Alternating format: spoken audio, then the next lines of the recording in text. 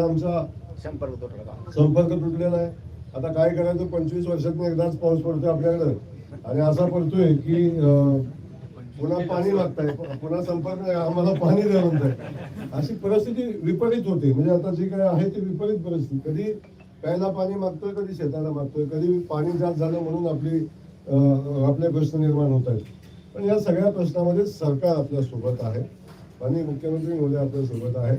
आणि या ठिकाणी मी आज आपल्या शेतकरी बांधवांना राजाभाऊच्या सांगण्यावरून एवढंच आश्वस्त करण्यासाठी आलोय की शेतकऱ्यांनी चिंता करायचं काम नाही. कोणी काही म्हणू द्या.